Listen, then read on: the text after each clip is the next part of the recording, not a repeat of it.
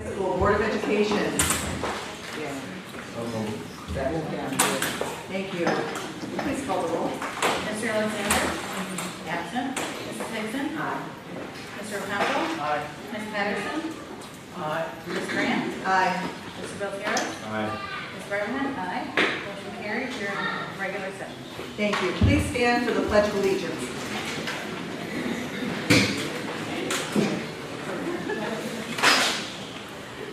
I pledge allegiance to the flag of the United States of America and to the republic for which it stands, one nation, under God, indivisible, with liberty and justice for all. Thank you. Ms. Barbahan, please read the vision statement. Through expectations of excellence and by providing equitable educational opportunities to empower each student, our graduates are prepared for college, careers, and to serve as contributing members of a dynamic global society. At this time, the Board of Education opens the floor for public comment. The board will receive public comment from any individuals present this evening who have submitted a request to address the board for the established procedures. Comments will be limited to 3 minutes in accordance with Board Policy 2-230. We believe that all participants in the meeting desire the best outcomes for our students, families, and communities. As a reminder, this meeting is being live streamed and will also be archived and available on the district website. First, for public comment, we have Elena Robinson and Rebecca Gonzalez. And there's another name, Rocco, but I can't read the writing.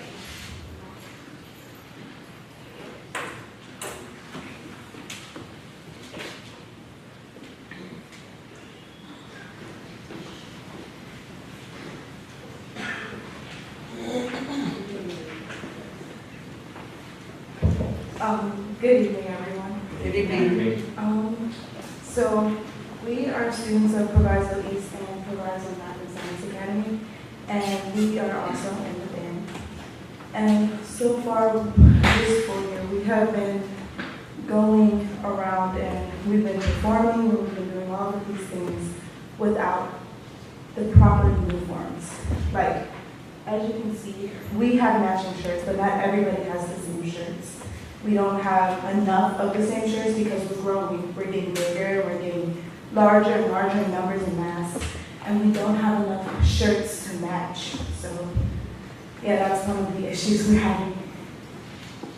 As well as that, also, not only are our shirts unmatched, but a lot of the equipment that we use is not up to, I guess, standard. We do need repairs, and because we are growing, we do need more instruments. And like, there are some students who don't have any instruments, especially in their classes at school. So even though like we're almost at the end of the first quarter, they haven't even begun to start using them. Not only that, we don't have the proper stuff to maintain our instruments. Like some of our horns, our valves, our slides, they're all messed up. And in order to go out and perform, we cannot have like we keep messing up, or like we mess up because our instruments are not, like, they're rusted or they're messed up. And that's a big part of our band, and we're trying to expand. But without like any instruments to give to the new people, we cannot expand properly. So we end up giving up some of our instruments just to move to another instrument so they could have an opportunity to play.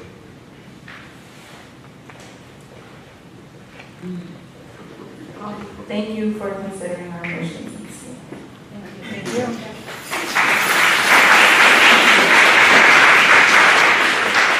Next, we have Shinovia Walker, Elena Murphy, and Elia.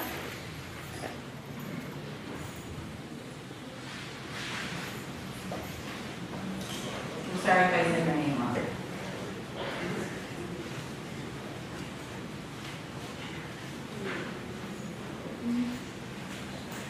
We are students of Proviso East also. We are students of Proviso East, also part of PYT, Proviso East Color Art Bands. We have been performing throughout the summer and everything, but we are getting bigger and bigger. New girls are coming in. We have not enough material, not enough flags, and not enough shoes and uniforms. Like the jacket Snowy has on, we do not have left feet. And we're getting new girls coming in a lot. We only have ladies left. With that being said, a lot of the girls, we have about 9 or more than 9 members joining. People are still coming in, and we still need more uniforms than we had said. That's it. Thank you. Thank you. Policy.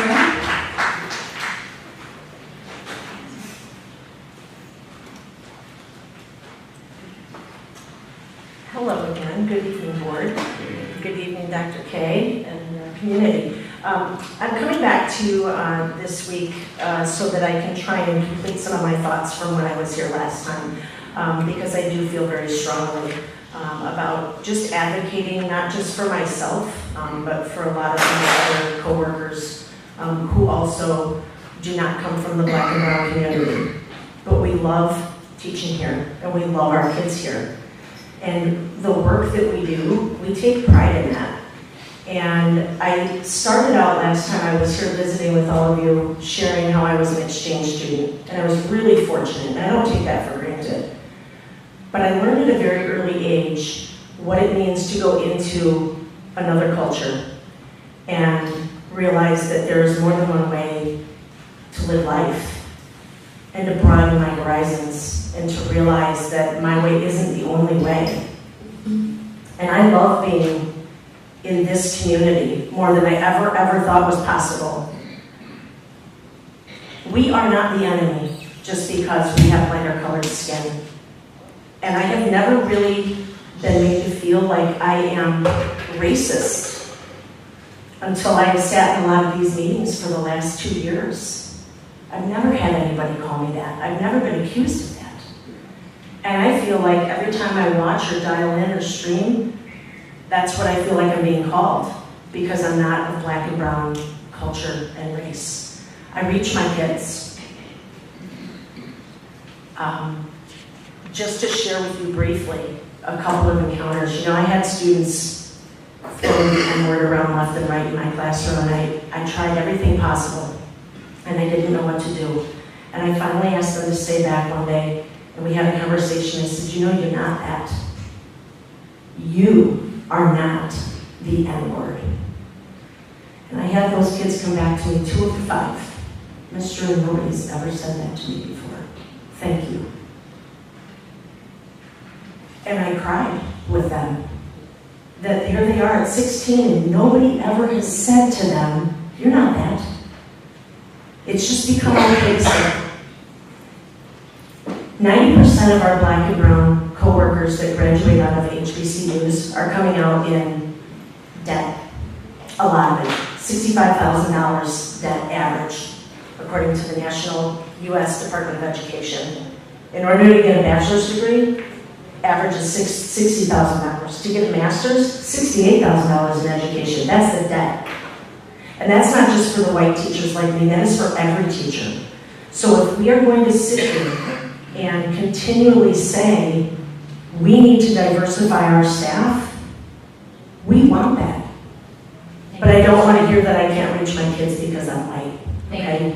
You're welcome, thank you. We have to give our people something to come here for. We have to pay them. We have to pay them.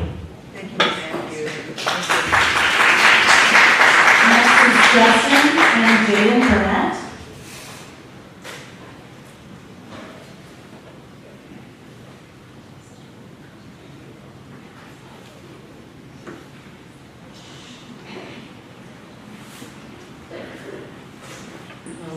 Good evening. We are 2 students from Proviso East. We are also in the marching band. First I want to talk about, you see these jackets that we have on. We really need these jackets because, you know, it's cold outside and we have a lot of new people, as you've heard, and not everybody has these jackets or the other jackets that we have. So we kind of need these jackets. And also with our percussion section, we're also getting a lot of new people in there and not having enough drum heads or drums to give to everybody. So some people haven't even got an instrument yet to even play on. A lot of the instruments and a lot of things that we need to continue doing these performances, we don't have those. We don't have the materials that we need to succeed and be a better band.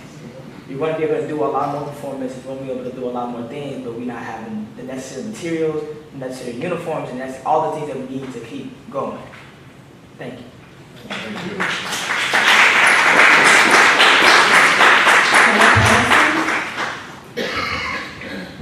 Good evening, community. I would like to first take this opportunity. It's unfortunate I have to come in this manner, this way, instead of having old business, new business, so I'll do it this way. What I would like to see, Dr. Corvallis, is that our students start being honored and recognized for any and all of their accomplishments. There was a time that students would stand before this Board of Education and do a congratulation. That has not happened for some time. My other concern is about, I received 5 different calls from 5 different community members in reference to a student at Proviso West being locked in a closet for approximately 30 plus minutes. I, as a board member, was not made aware and was quite embarrassed when I got these calls, and they were back to back. That happened at Proviso West. It is imperative that all board members, not 1, not 2, but all of us know what's going on. I knew nothing about this. I'm concerned at Proviso West with what's going on at Proviso West. I received a call on last Friday in reference to a non-registered student that was in Proviso West that is alleged that a bomb threat was made. I'm a sitting board member and I knew nothing about that. I don't know if any of the other board members are aware, but I don't like those type of phone calls because I didn't know. Dr. Corvallis, I'm going to ask that you please provide this Board of Education, all 7 members, the state test results. You can't provide it to the public, but you can provide it to the Board of Education. My last concern is it is imperative that all board members are made aware. We are all elected officials. And when you invite mayors of our 10 different towns to Proviso and not invite all board members, you call it a dignitary meeting with just the president and yourself. It is imperative when mayors come to me and say, why weren't you at the meeting? I knew nothing about it. And so I'm going to ask that we all be made aware when these types of activities are taking place. Let the board member decide if he or she are able to attend these events. Thank you very much and have a good evening.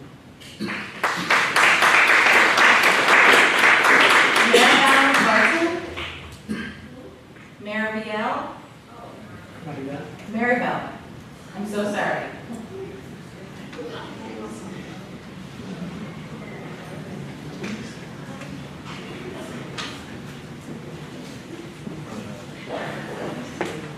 Hello, my name is Maribel Bergman. I came from Proviso East High School, and I'm talking about marching band. And there's a couple things I want to talk about. One is our budget. I've been in marching band since I was a freshman when pre-drill when it started.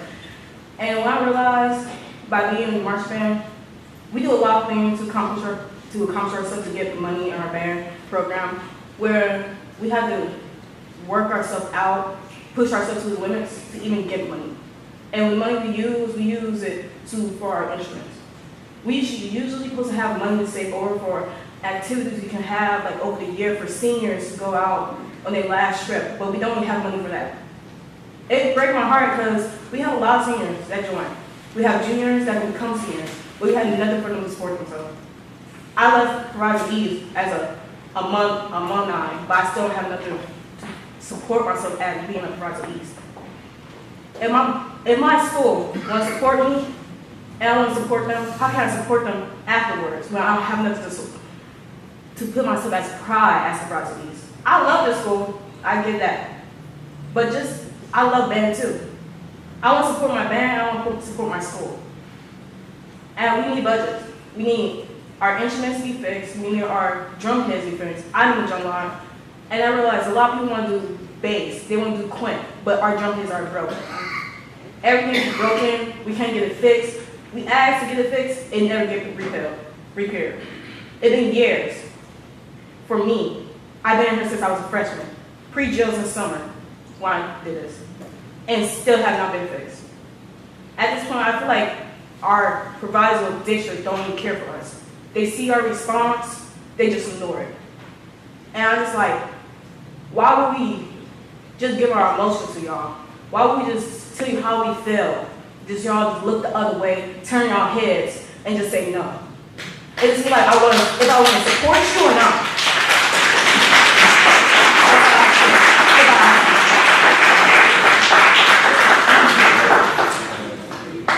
Uriel, Villegas, and Martin.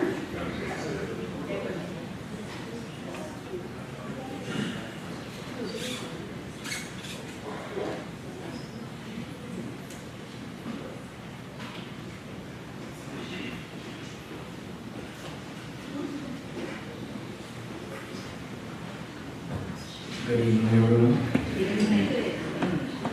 I am a head leader of Proviso East Marching Band, and I would also like to talk about the many things that we do not have, and also us feeling very unappreciated, or unappreciated.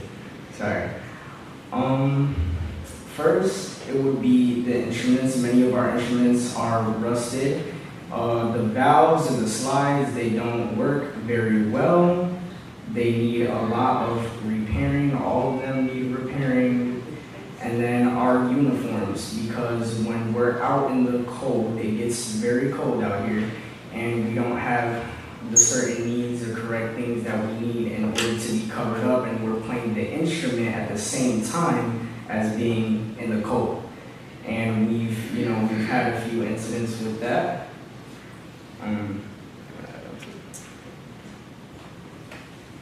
Hello, good evening. I'm also from Proviso East. I'm a student director, and I wanted to go on talking about how we have new band members coming in, not every day, but every now and then, and I help with inventory. We do not have enough shirts or shorts or uniforms that can fit them in order to have them be a part of the band. We need materials such as the shirts,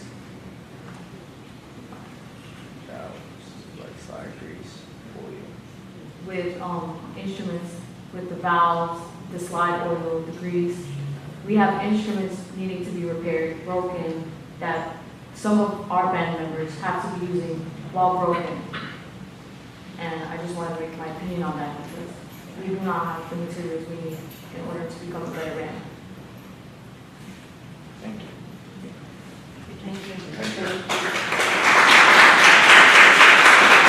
Mike Lopez.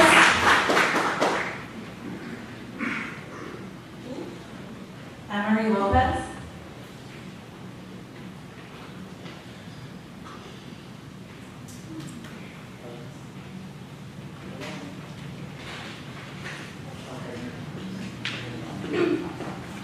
Good evening, I'm Ashley Aviles. Hello, I'm Emily Lopez. This is my first year at Proviso East High School in the band. I'm the band manager, and since I've been in band, I've noticed that we lack a lot of stuff, such as uniforms, instruments, flags, band shirts, and shorts. If we do have uniforms and shirts, they are too big or not big enough. Our flags are either torn, worn out, and ever since we got new recruits, the new recruits haven't been able to choose their instruments to their liking. Not because we don't want them to play a specific instrument, simply because it's either old or broken, or we don't have it anymore. Band is also year long, not just school days, but on kids' weekend, our free days. We show dedication working during summer and our winter and spring breaks. Band keeps kids involved in something positive, away from the streets and out of trouble. It's also a requirement that kids in band have a C or above. We as a band are not just students with the same liking, but a family. When we get new people to join, we make sure to get treated with respect and kindness. We welcome a new member to our family. Thank you. Thank you.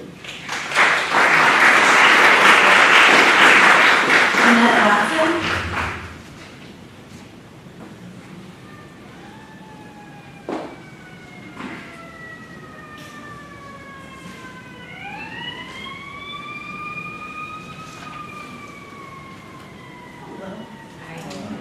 I wanted to speak briefly as a former Proviso East Pirate and a former marching band member and a current big sister to two of the current Pirates and marching band members. I see similarities and differences in the mighty marching Pirates of yesteryear and today. The similarities, they are still an award-winning group of talented young people with a passion for music and dance that deserves to be nurtured in all the ways possible. I also recognize some of the instruments that these students use because they are the same instruments that we use that have the same discs in them from 2008. The differences I see are the students that have won several competitions, but they don't have the materials to show for their hard work. They have to wait for new uniforms, instrument repairs and replacements, and other simple maintenance items needed for instrument upkeep. The deal was always simple: do well and be rewarded with the tools needed to maintain and excel as musicians and dancers. I ask that on behalf of the parents of today and the alumni of yesteryear, that this promise is kept to our kids. Thank you.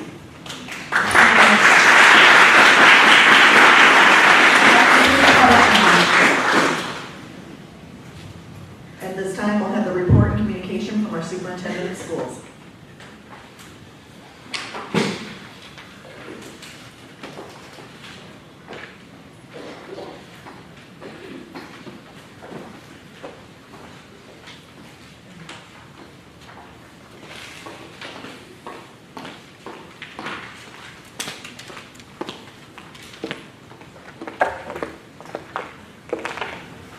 Good evening, everyone.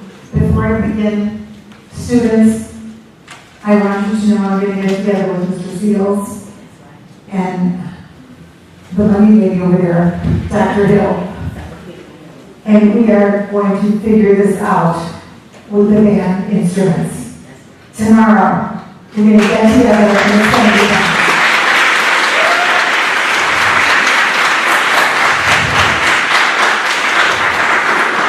As for the clothing, after the holidays, when does the new budget come in? Dr. Hill, you tell me.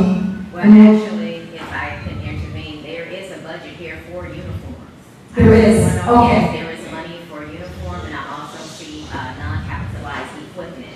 So we definitely can meet. While they were talking, I was out here doing some research. There you go. We will take care of it. Thank you. Thank you.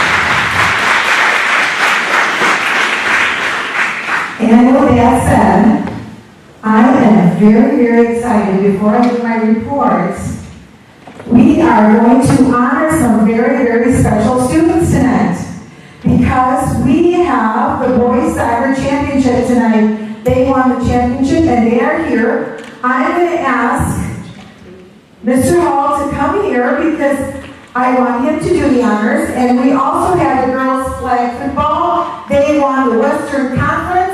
Let's have an applause for them and the band.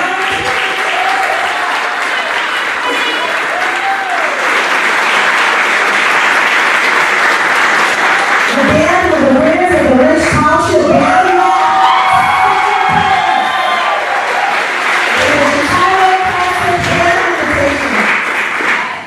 Dr. Hall, you do the honors. They are your students. I'm just to help you. Good evening, board. This staff and the parents, as well as the private students. I do apologize for using this platform to voice the needs that Proviso East. I do recognize all the events that we ask you guys to sign up for and to show up and to participate, and it's really good that we get the recognition that you're about to receive tonight. Mr. Sills and Mr. Johnson, thank you for leading them and giving them.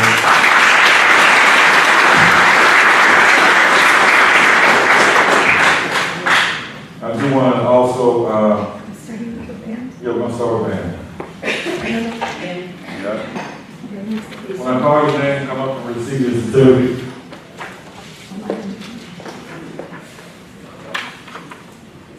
Aaliyah Mitchell.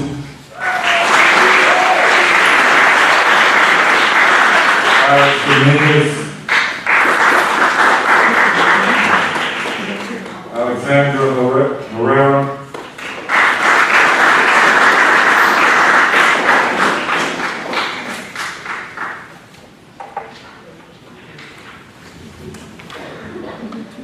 Angelina Rodriguez.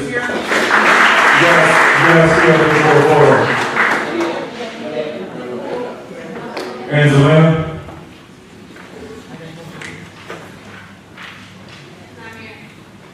Ashari Hill.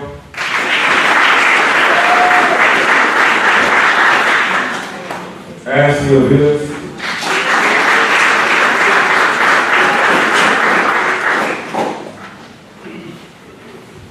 Yeah, I should have said in front. Denaya Thomas.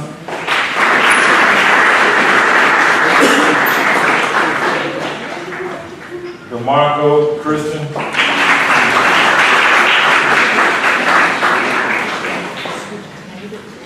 Darion Neal.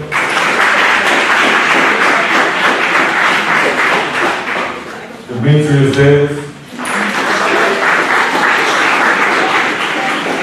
Atlanta Murphy.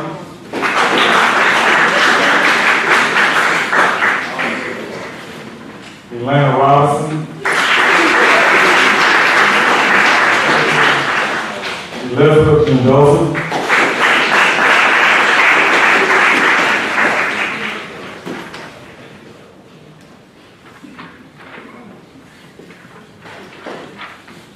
I do want to say a lot of our ROTC members are also in the band, and they had an annual inspection. They just ran down and they just finished their inspection. So,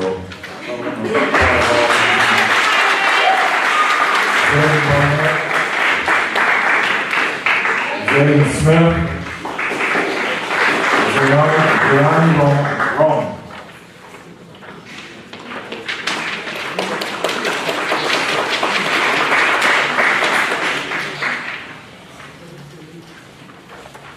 Jennifer Villa.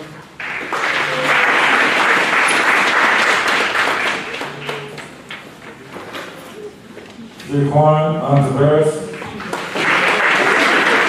Juan Perez.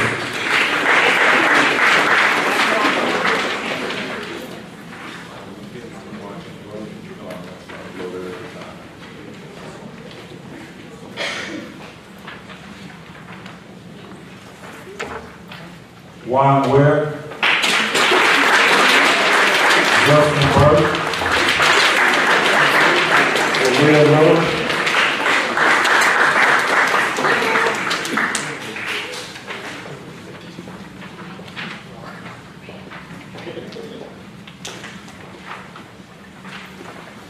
Lamar Beeman. Khalees Jones. Kevin Rios.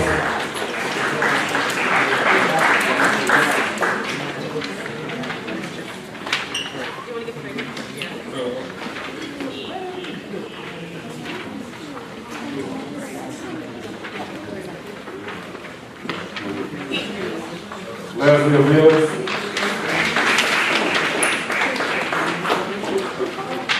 Micaiah Burton.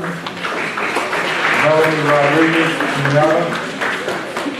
Marilyn Aratiga.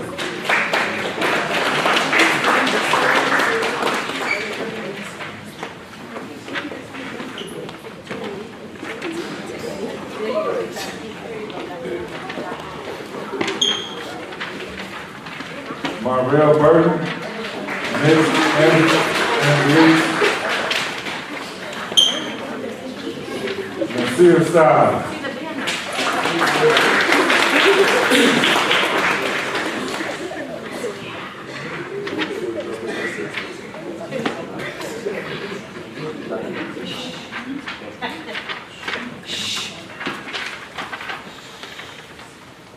In the very kitchen, Rebecca Gonzalez.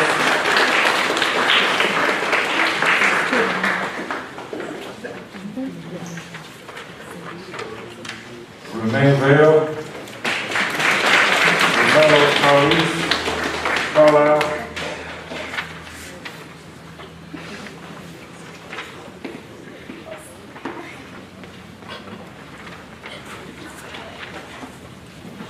Shinolia Walker.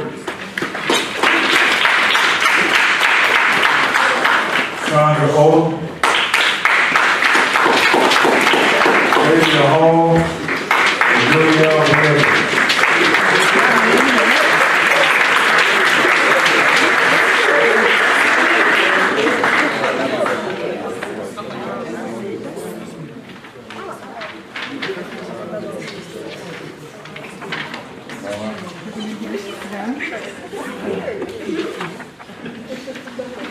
Take a picture with them first. Let's take a picture with them first, and then we'll do the rest. Julia out here? Phil,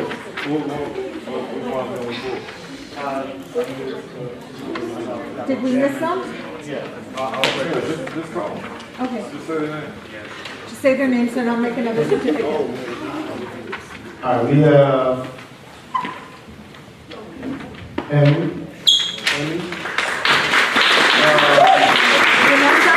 Tiffany.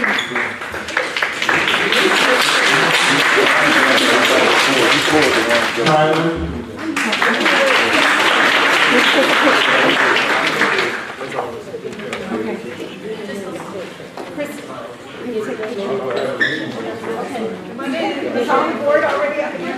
Yeah.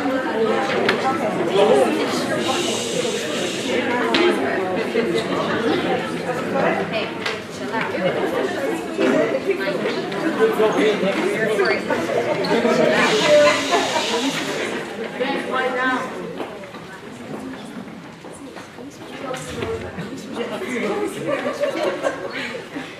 Can you get us all in? There we go, yes, now I can.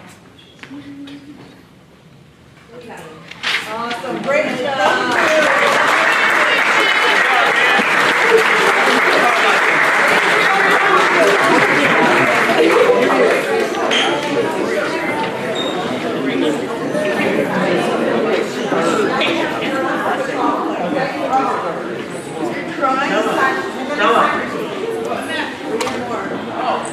We have the flag football and the soccer team. No. So, the girls' soccer team, the girls' flag football team, they're out there on the field. Oh. They're all over the emergency room. Oh, they're at the emergency room? Okay, so we're not giving their certificate. But I'm still acknowledge. Okay, go ahead. And then how about the other group? They're finished. They're playing. It's their fair. So, soccer, soccer, and flag football. Yeah. I'll announce. Announce it back. Yeah. Okay. Okay. Yeah. All right, you're still playing. Okay, now. All right, so this evening, everyone, the girls soccer team, they're competing this weekend at Hallis Hall. They just finished practicing. One of the team members broke their finger, but they did finish 8-0 in the conference. They won the conference championship. They'll be playing at Hallis Hall up in Lake Forest on Saturday. They're in the Elite 8 of the state. And so if they win, they'll play for the championship or the semi-championship on Sunday. But they have to be on Saturday, so that's the girls' flag football team. Undefeated this season. They won the conference championship last year as well. And so they had a very good run the last 2 years. The boys' soccer team is not here because they're getting ready for the state playoffs. I met with all of the teams yesterday, and I tried to get them all to show up, but they wanted to go to practice and really prepare for the competitions that they have. The soccer team won a mid-season tournament, and they're in the state playoffs, and they play Keller High School that's in Chicago Public Schools. So I want to acknowledge them. I'll make sure they get their certificates. we do advocate for all of our students to participate in activity or sports, and so that's why we have, we're growing, the teams are getting bigger. I would definitely love to assist all of them with getting uniforms and everything else, and I do appreciate the pledge that you guys make to them this evening, because they deserve it, so thank you.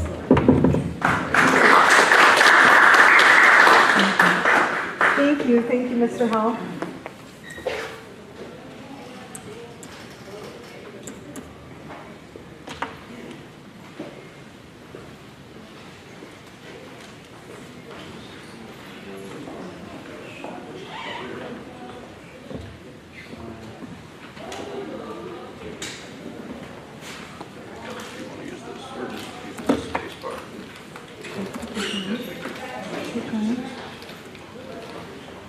Okay, our first presentation is Dr. Williams on multidisciplinary approach to improving school scholar attendance, and this was triggered from Dr. Hickson, Ms. Hickson, sorry, but that's okay, that's even good, right? So when you had your policy committee and everyone there was talking about attendance, that triggered it off, and we did not have an actual procedure for our district, for our students that were cutting classes. We did, of course, have the policy from the state and for chronic truancy, but an actual policy for students that were actually unexcused absences and how we connected it to our MTSS program in our classes, to our tiers. We wanted something more specific, and I asked Dr. Williams to work with Dr. Thomas and to put something together that is more specific that we can use, that the teachers can use in the classroom. So Dr. Thomas and Dr. Williams is going to present for us today. Thank you.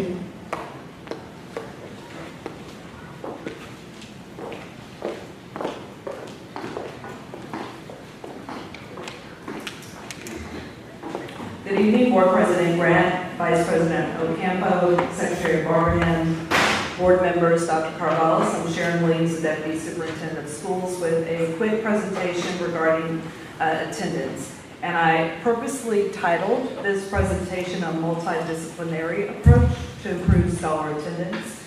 We all know that it's not going to just take one person or one staff member that can help us improve our attendance rate. It's going to take our families, our students, the community, board members, all of our administrators, every single staff person. Because as you'll see, our attendance rates are low in some areas, and there are ways that we can improve our attendance rates. I also wanted to mention, Dr. Carvalho wanted me to mention to you this evening that we are working on a comprehensive post-secondary plan, and that plan will be brought to you soon for your information. So I first want to start with the ISB designation and the definitions of chronic absenteeism and chronic truancy. So of the all the factors that make up our ISB summative designation, chronic absenteeism makes up 10% of that total count on our report card. And there are two major categories that we monitor as a school district. The first is students who are chronically absent. These are students who have been absent for 10% or more of the total number of school days. So that example there just says that if we've had 100 school days, then those students have been absent 10 or more times. Chronically truant students are defined as those who have been absent 5 to 10% of the total number of school days. So you'll see the example there. We're focusing on the most egregious truancy and absenteeism as you'll notice we go up the tiers. So what are some of the factors that impact attendance? We all know that many scholars have been tardy to class or to school. We do have some scholars who choose not to attend all of their classes during the day. That's a nice way to say that they're skipping their classes. We also have quite a number of unexcused absences, and that's anytime a student is out of school without a proper documentation for being out of school. We also have the problem of low interest in school or class. What Mr. Hull mentioned about getting students involved in activities and sports in schools is one proven, research-based way to keep students interested in coming to school. Furthermore, classroom teachers have the biggest impact on student achievement. Therefore, we know that when students are in class, they must be interested and engaged in order to go to all of their classes. This next bullet is something I coined, and I probably should trademark it, post-COVID attendance syndrome. We know that since the global pandemic, many students have failed to return to school on a full-time basis. There are many students that we've lost track of. If you can imagine, you hear of companies having trouble bringing their employees back. They don't want to go to work. They want to work from home. And so we do have an interest problem with school, and we've got to find ways to re-engage students in school to make sure that they're here every day. Another practice that impacts our attendance is out-of-school suspensions. So any exclusionary practice that we employ as a school district for student behavior also impacts our bottom line in our attendance. And then finally, gaps in record keeping. Last year, we worked very hard with Mr. Ashoff, our registrars, school leaders, to clean up our data. We had a weekly data integrity meeting where each week we looked at all of our data sources. We dug deep into our student information system. We dug deep into our processes and procedures to see where there were gaps in taking attendance. So taking attendance in the classroom, but then also as we have guest teachers, making sure that guest teachers are taking attendance. So instead of handing a piece of paper to the attendance clerk, Mr. Ashoff and the registrars and the attendance clerks worked on a procedure whereby guest teachers take attendance directly into PowerSchool so that we could take away that paper component and make sure that our attendance is being entered correctly and on time. Additionally, Mr. Ashoff and the team set up a system whereby each of the attendance clerks were informing teachers if they had not taken attendance for their period so that we could catch up and make sure that each teacher was taking timely attendance for each of their classes. So what constitutes a full day of school? If you'll notice from the chart, we have an 8-period day. So if students are in attendance for 6 or 7 class periods, that's considered a full day of school. This is important because of the issue with students not attending some of their classes, also being late for school, or being dismissed early from school. So we need students in class every day, all days of the week, and also on time to each of their classes. So this is a chart that represents the impact that student scholars attendance has on grades. This is taken from the snapshot of the last attendance period for last school year. And this chart shows us the correlation between the percentage of attendance and the number of failing grades that a student might have. This information is updated weekly along with the next 2 slides of attendance data in our data tool that Mr. Spelnies brought to our district last year that details and pulls directly from our student information system to visually display all of our data so that principals have at their fingertips each week a live look at where their schools stand. So here are a couple of slides regarding the current state of attendance so far in this school year. You'll notice these graphs represent the attendance by period for each of our schools. What you'll notice is that there is almost a bell curve in terms of attendance for our scholars starting in period 1 going through period 8. The periods in yellow are our lunch periods. So this is just a visual representation again of our attendance to date. And again, principals and school leaders get this information refreshed each week. So this is a very stark representation of the impact that all of our community has on getting to school on time. So that includes any issues with our transportation system, any issues with families, making sure that students are at school on time, and any other barriers that students may have in getting to school on time. So tardies are a big contributor to our lower attendance rates. And you'll see in the next couple of slides some of the strategies that principals have already taken in order to help with this attendance issue. So at the last board meeting, our school leaders did present to you some of their strategies around improving their school, including attendance. And I took this directly from their slides. These are some things that they're already doing in schools. They're not paying attention to how scholars are attending in school. And we wanted to acknowledge that something is going on. We just wanted to make sure that we have a strong plan in place going forward so that we can make sure that we're not dropping the ball for any of our scholars. So overall, I want to just briefly explain the NTSS multi-tiered systems of support framework. And the framework for NTSS is applicable to behavior and to academics. For purposes of this presentation, we're talking specifically about attendance. We expect that most students will fall into Tier 1 and will respond to school-wide positive behavior interventions and supports, that they will respond to conferencing with their teachers, that they'll respond to school-wide SEL practices that can help them feel more connected to school.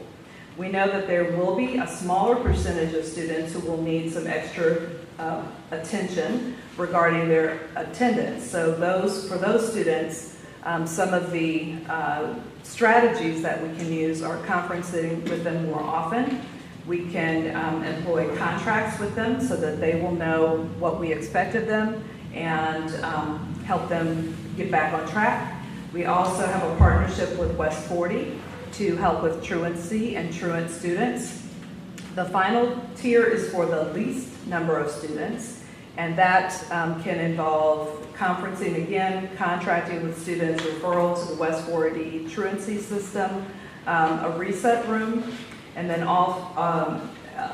last resort, evening school, where they're being involved and served in the evening school. So I wanted to break those down just a little bit. As I mentioned, most students are going to respond to Tier 1. So schools have in place plans to make sure that they're honoring students who are showing up to school on time, going to all of their classes and have good attendance rates. And those kinds of strategies will be monitored by the school leaders, by teachers, etc., on a weekly or a monthly basis. You'll see also that our teams are developing school-wide attendance plans. In other words, they're looking at their data, they're assigning people to work with certain students who are beginning to exhibit some attendance problems. We're also going to think about how we can package student information for their consumption and their use and their improvement efforts for themselves. So Mr. Spelnies has developed a draft BAG report, a behavior, attendance, and grades report, that helps students see at a glance what their behavior is looking like, what their attendance is looking like, and what their grades are looking like. And what we expect from that is that teachers will be able to have a one-sheet, and families and students will have a one-sheet look at where they are in a semester. And then finally, employing school-wide social emotional learning practices. So one of the ways that we can help students reconnect to their schools and to their classrooms is to ensure that we are welcoming our students, that we have engaging practices in our classrooms, and that we close out our classes with something positive as well. And one of the strategies we're going to employ very soon is a district-wide SEL survey for both scholars and for the adults who serve scholars, so that we can understand a baseline of where we are with SEL supports in schools. So as I mentioned, going up the tiers to Tier 2, we want to focus on scholars who are chronically absent or truant, or in danger of being chronically absent or truant. So those students who are beginning to show signs that they're not attending all of their classes every day, or that they're being tardy more than normal, or that they're skipping some of their classes. So we want to think about leveling up the intensity of the interventions. So that may be more frequent conferences, more stringent contracts with students, and then also checking in with them more frequently. We also want to, for students who are going toward being chronically absent, we want to make sure to connect with the truancy support with West 40 so that they can work with the social workers, school counselors, school leaders, and families. And then finally, Tier 3 is for the smallest percentage of students. This wouldn't affect very many students at all. But again, we're moving up with the intensity of the interventions for these students, also checking in with them more often, making sure that we're wrapping around services that may be needed to help them get to school and stay in school all day.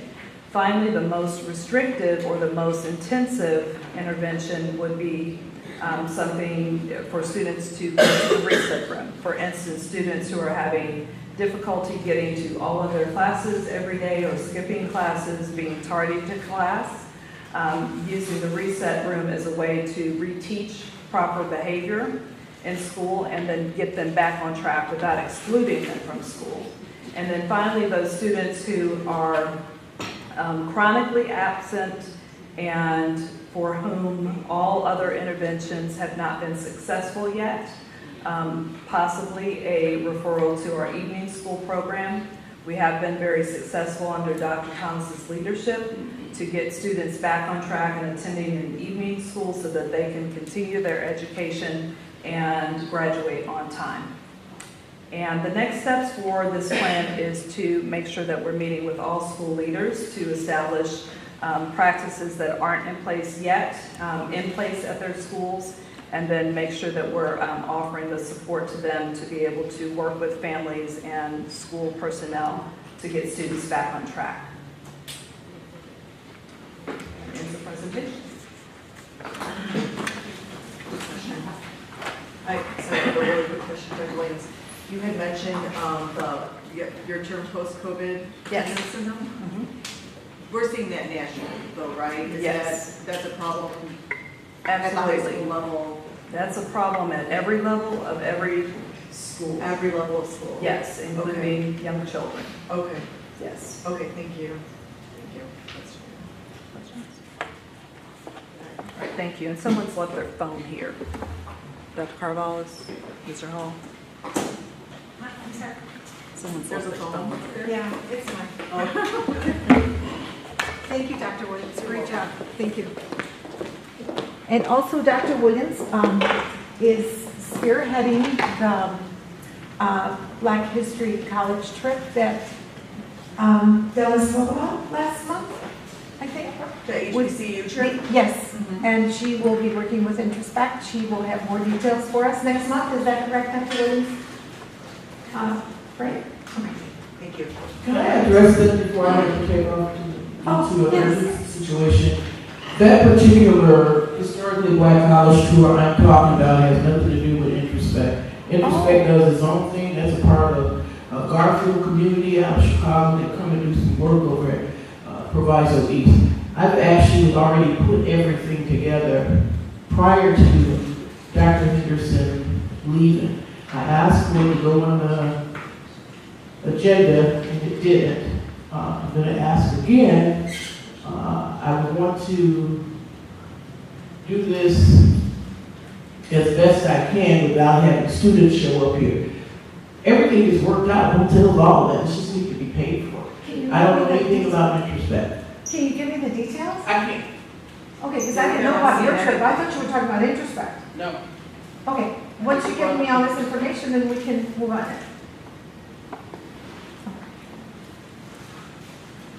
Okay, let me go on to Proviso Township High School has a partnership with Triton College, and we have many programs with Triton College. This one is a very unique program, and many high schools are a part of it, and I would love to jump on it. Junior status goes to college. This is a very, very special program where students, once they hit junior status, they actually take classes in their junior and senior year on campus at the college, not at the high school.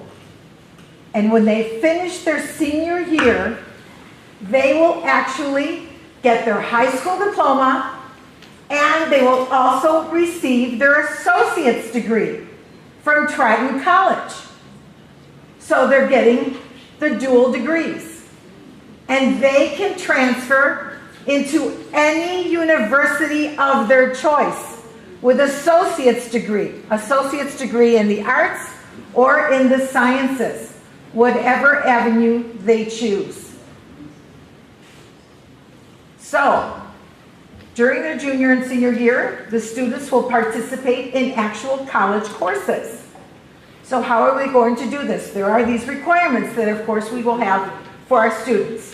They must be in good standing at PTHS 209. They will have to be on track to graduate, of course, with a 2.5 GPA. They must have a 90% attendance rate. They must complete 2 years of high school math. So in our case, because we have IM1 and IM2 here, that's what they would complete. They have to have 2 recommendations from 2 teachers and a recommendation from a counselor. They're going to take the Triton Accuplacer Placement Test. That's a test that they take at Triton. It's a placement test. Then they have to take the Math Advanced Algebra and score a 240 or higher at the Triton College. And writing and reading combined math score of 550 or higher. It will be no cost to the students for tuition fees and books if they pass their grades with a passing grade, C or better.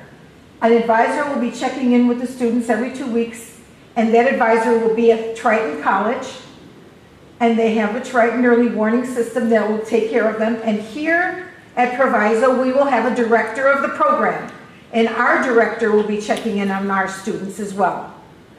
In-person and virtual tutoring and student support groups, they will have also that at Triton for them. Triton Transfer Center support for transferring to a 4-year institute exists for these kids. There's going to be a first-year success course. They have a boot camp class, and that's it's worth 3 credits. They will have that. It's called CSG 296. It's a 3-credit course. They will have it from July 1st to July 26th. It's a 4-week course, 4 days a week, and it's kind of teaches them certain skills that they need in college. It's located at Triton. It's usually from 10 a.m. to 12:50, Monday through Thursday. It's mandatory for the new student orientation. It's usually around July 11th. Preparation for a successful transition into college by focusing on skills, time management, goal setting, note-taking, test-taking strategies, effective use of electronic and social media platforms. They will also gain and understand oneself, personality, values, skills. They learn about responsibility to oneself and to others while learning about the importance of diversity, equity, and inclusion.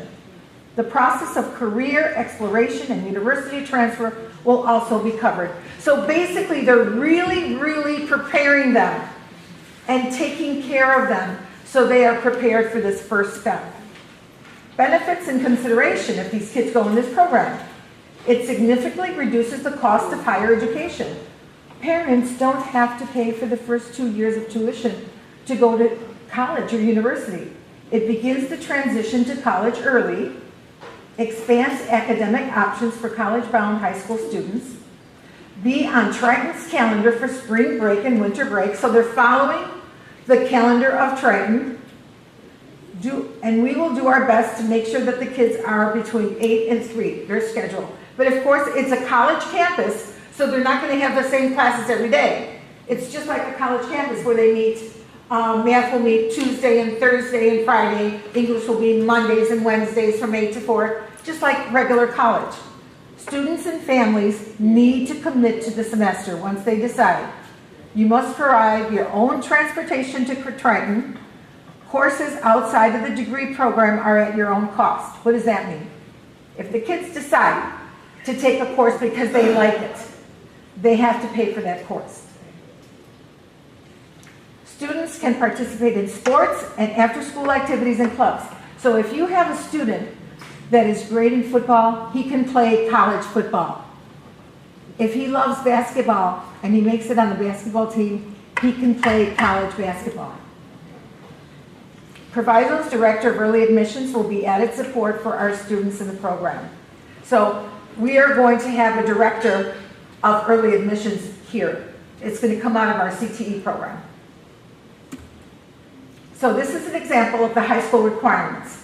So what Triton College Counselor Advisor does, it matches up our courses with the college courses.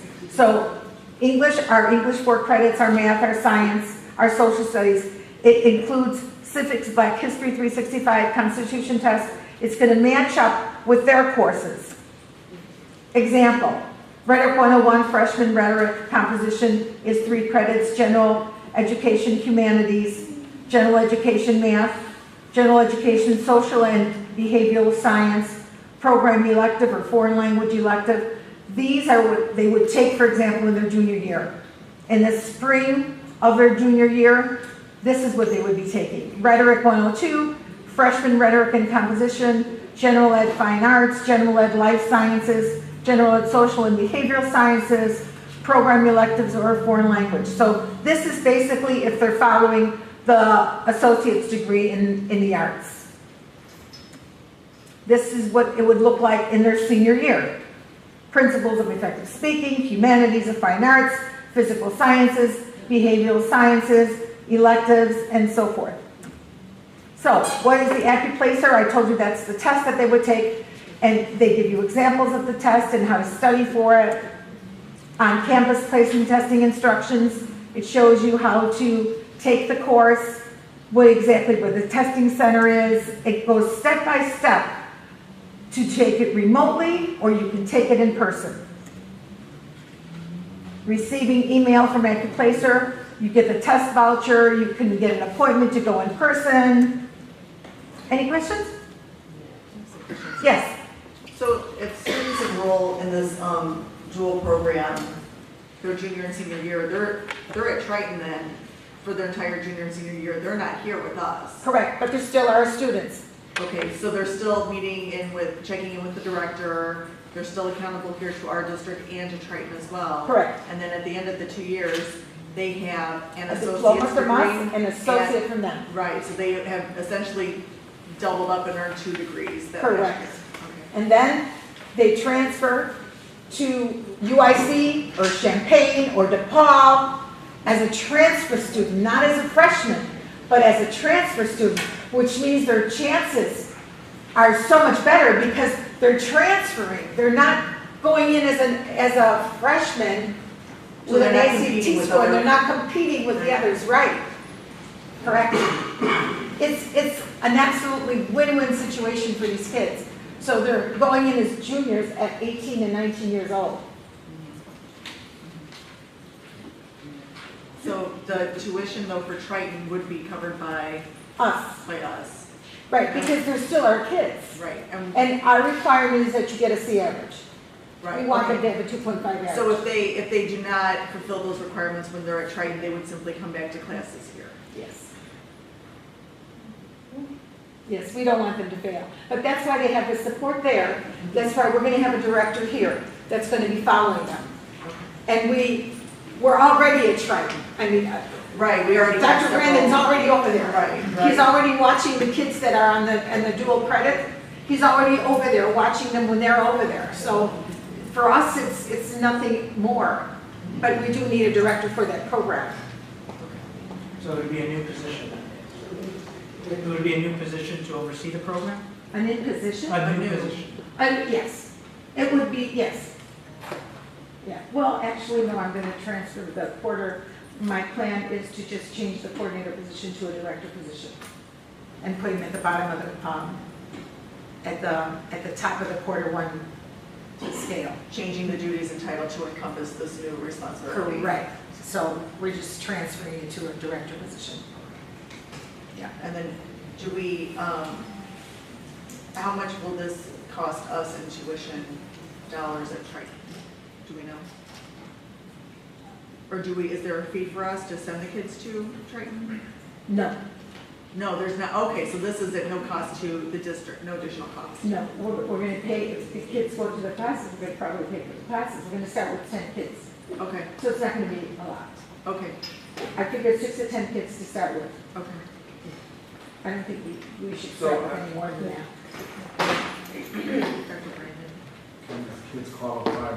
Dr. Brennan? Yeah. Are we starting with 10 kids or? The target number up front would be approximately 3 students per campus. And there is a cost that varies based on the student between $4,000 and $6,000 each year. So you all earlier this year approved a blanket PO for our current fall, spring, summer 1 and summer 2 of $79,000. Projecting into next year, you would be probably more around, I've calculated about 170, but I would round up to $200,000 just to make sure that we're servicing all of our programs. There are 4 new programs that we'll discuss tomorrow evening at our financial committee, which is, I think, it's 5 o'clock or 5:30? 5:30. It's the library. So this is like similar to a co-terminal degree at college, right, where you get your bachelor's, you get to take your bachelor's in junior year, you can take the co-terminal classes to get a master's. You don't get your bachelor's, you get your associate's degree. No, I'm saying similar to the co-terminal degrees that universities offer during junior and senior year for your master's and bachelor's degree. Correct. Correct. So my question, since they are going to Triton, and technically they qualify for FAFSA, are they going to fill out the documentation for FAFSA so we can cover their costs if they qualify? Since they are technically attending. So that's one of the questions that we've had. Dr. Campos is somebody that we have to meet with in person. We have a meeting with her. Yes, scheduled, and we'll get that follow-up. Usually that's the incentive, because if you go to school for co-terminal degree in the university, and you take master's degree courses in the bachelor, you technically qualify for FAFSA grants, because you technically have a degree and consider undergrad. Correct. So the president of Triton is coming here. I let you know when she comes. She is looking forward to seeing our manufacturing lab. And I would like it if you all can come and meet her. She's wonderful and she's very excited with our partnership. And she's a wonderful lady. I gravitated toward her right away. I couldn't believe the partnership and all the programs that we have with them. They're wonderful. It's just great. Yeah, we're very lucky to have. We really are. And I we are. couldn't believe what's happening. Lastly, I'll give the names of the 2 scholarships that President Moore does offer. One is called the President Scholarship. If I'm not mistaken, it's a 3.5 or higher.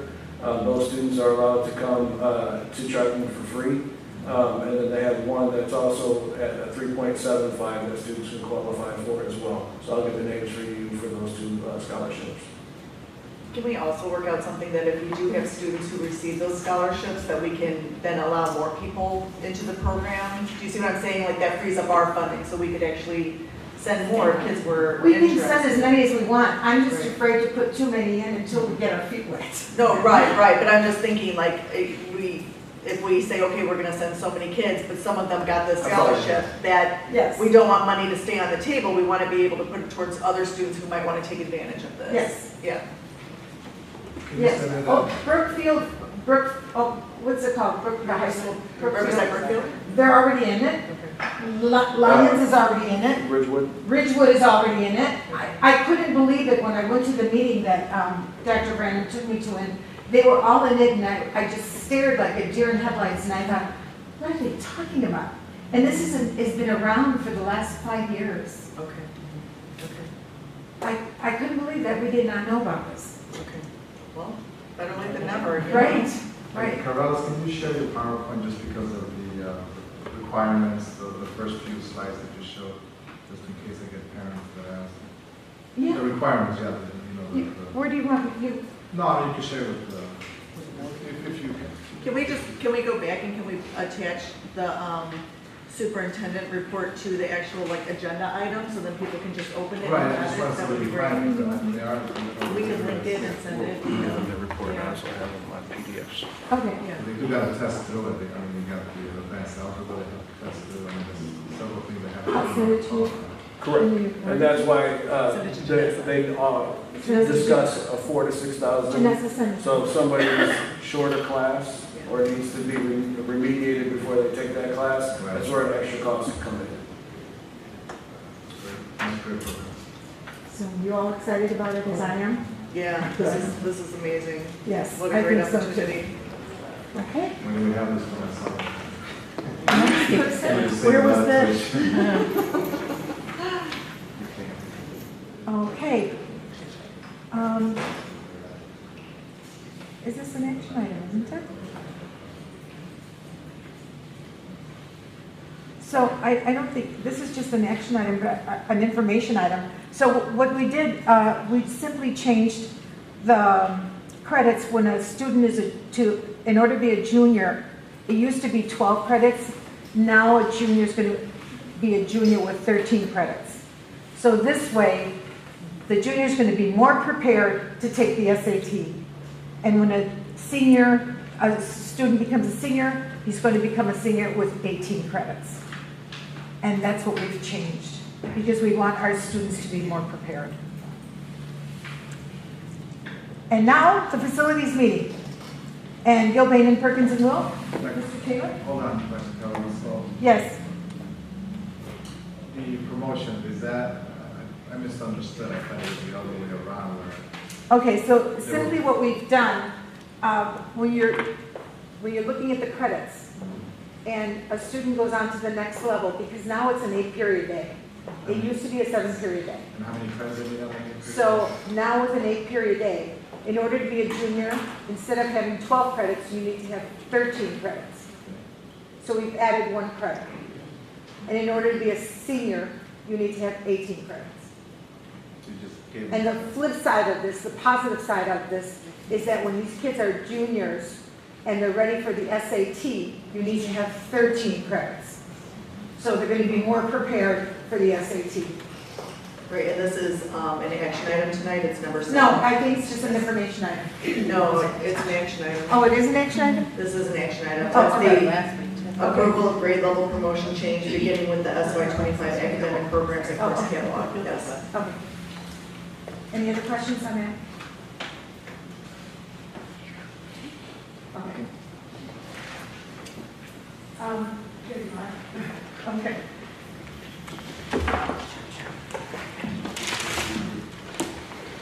Good evening, President, Vice President, Secretary, board members, colleagues, community. Tonight we have a few fast presentations for you. We have one action item for your consideration to bring a camera to Proviso East, West, and Math Science Academy. We have the design team here to go over design and the next steps for the SOLs.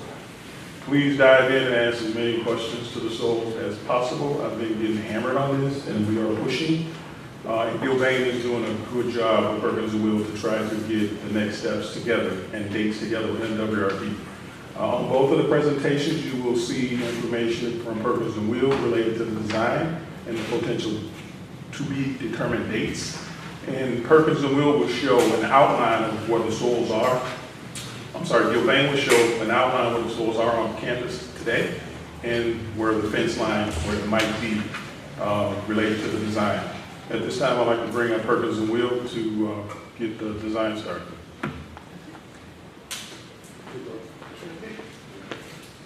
Good evening, board. Okay, let's have a very short presentation today, but please let me know if you have any questions.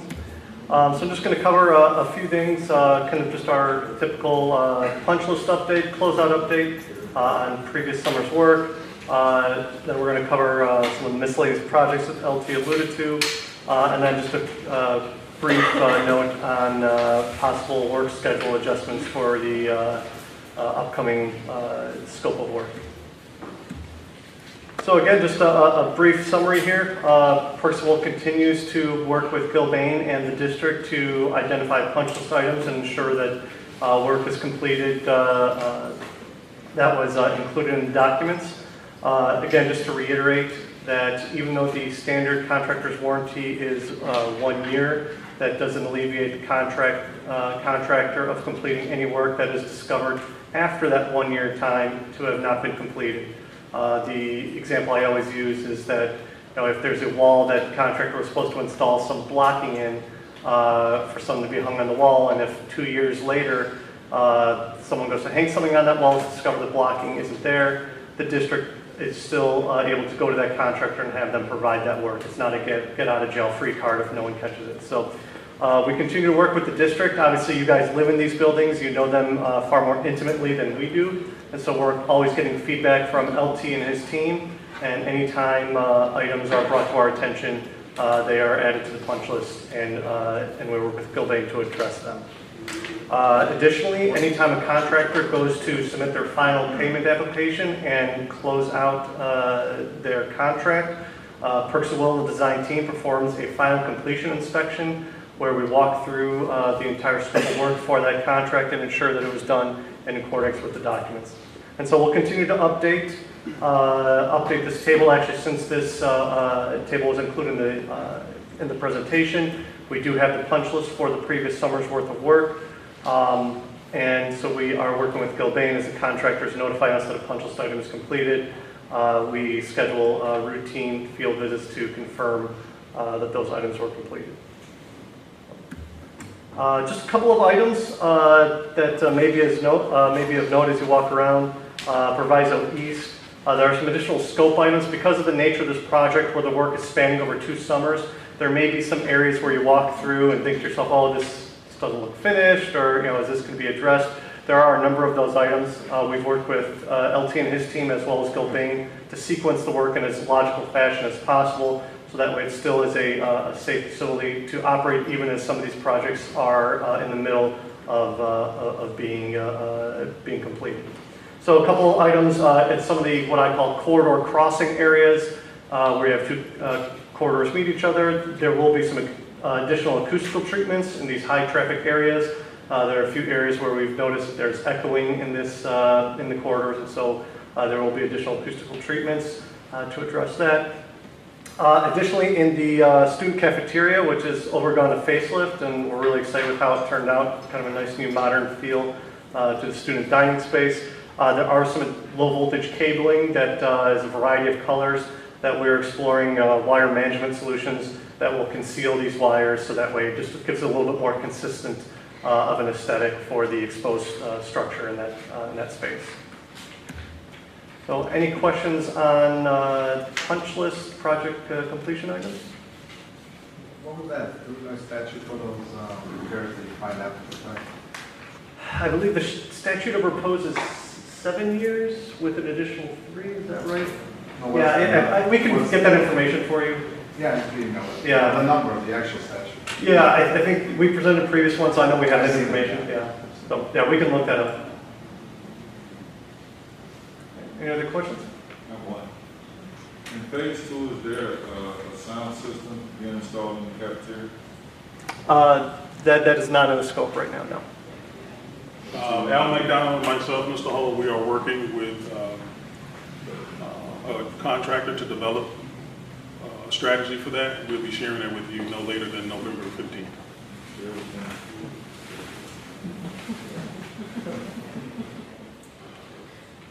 Any other questions? Okay, going on to the miscellaneous projects. So the Proviso West soil update. So we're currently working with a civil engineer on this project, and they've been exploring solutions to redistribute the soil around the Proviso West site. I kind of described this a little bit as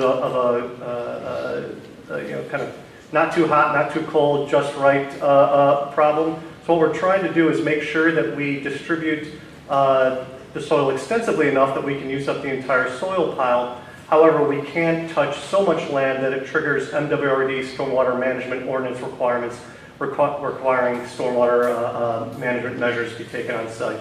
and that threshold is 0.5 acres. And so we've developed a number of scenarios that's been provided to LT and Gilbane for cost estimating, and we anticipate over the next couple of weeks scheduling some meetings with LT to review operational impacts of the redistribution of this soil. There's a couple of things that come to mind. First off, we want to make sure we're not creating any berms with slopes so steep that it's difficult for LT and the staff to maintain or mow the turf on those mounds.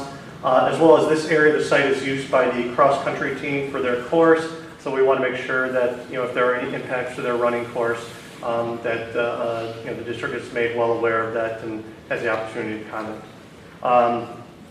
So even though we are striving to make sure we do not trigger MWRD stormwater management requirements, it still will require MWRD permitting, and so we anticipate near the end of this year to have those documents completed and into MWRD for their review.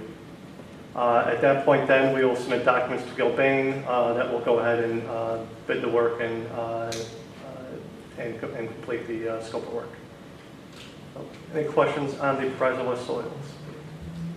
I have a question. Could you elaborate on what you mean on redistributing the soil? So it's a mound currently. Right. And the way I understand it is you're describing it as kind of dispersing it in an area? Right, we're finding areas where we can build up the existing topography, areas that maybe are advantageous along Fensel, where it's kind of low use areas where we can create landscape elements that would allow us to, instead of having one big dirt pile at the southern end, allow us to redistribute it, create these berms, and then cover them with turf, so that way it looks like a typical landscape element that you find in any number of facilities.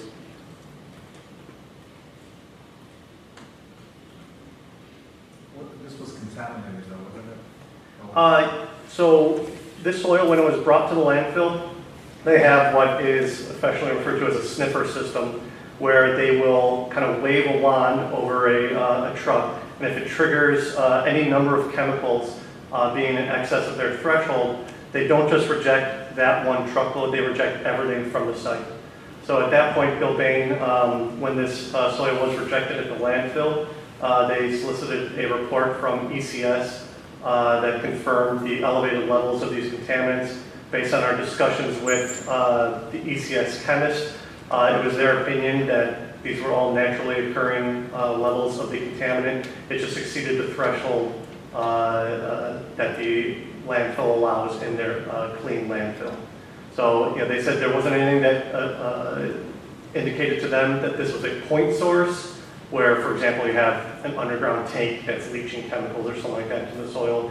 It was a just naturally occurring level of this particular chemical. Do we know why? It's just, there are chemicals in the soil, and sometimes they become concentrated in certain areas. It just has to do with the natural history of the site. We live in the Chicago area where there are, a variety of chemicals that do, get released into the soil. I don't think they will determine why it was there, only that the levels were so low that it's well below the threshold where they would start to consider a point source of that chemical. So it's safe for us to... For that, I would have to yield to the chemist. That's beyond our expertise. Like I said, ECS prepared a report on that with recommendations that the district does have, so that can be provided. But we're not able to provide that level of expertise on that chemical. We rely on the chemist for that. Can you speak to that, LT? Yeah, so in the report that I shared about a month ago, ECS did mention that they were safe and there was no danger to students or the public over at Proviso West High School. It's in that report. What was it specifically? We just took a stab at it because Proviso West used to be a golf course. So used to be a golf course back in 1955, and the land was acquired and made a high school. So we just took a stab at it that because it was a parking lot, leaky vehicles, and that's just taking a stab at it. But we don't know what the source is from. And all of this soil actually came from that parking lot area. So none of it came from other portions of Proviso West. So it's just a guess. It's really hard to say where it's from. It could have been a spill in 1965. We don't know. Yes, ma'am. I was thinking when we're spreading this around to kind of lower the mound, instead of grass or anything else that has to be maintained, there are a bunch of natural plants that could be planted there that will help detoxify the soil, that are, you know, shown to help mitigate these things. So I think we can come up with a more natural solution that doesn't have to be maintained, where we don't have to have our workers dedicating extra time to beautifying a, you know, a place that we really don't want to be necessarily using, but that can still be cost effective and really a natural way to help mitigate this problem. Yeah, great point. So there's better stuff we can do to fix the, you know, to fix this, honestly.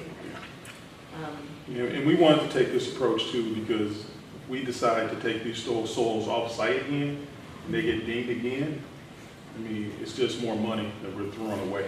So we wanted to keep them in-house, considering that we're not deadly or harmful in breathing per ECS, and just keep them on site and be safe this time instead of just trying to haul them off again. Because ECS did mention that if we keep them on site and allow the air to get into the soils and dry them out, we probably could take it off site again. We just didn't want to take that chance. Now, we're not going to change the topology of, I mean, we're not going to change the topo in a way where topology just means the elevations of dirt anywhere in the field where we will have issues with drainage. Right? So that's one thing that the civil engineer is reviewing, and that's why, you know, it's not, it sounds like a simple exercise, oh, just take this dirt and just spread it around, but they do need to model the entire site to make sure that the stormwater flow across the site, you know, we're not creating issues, for example, neighboring properties, things like that, so they are analyzing it. Okay. Next item under the miscellaneous projects heading, I think we've discussed this a couple times in previous board meetings.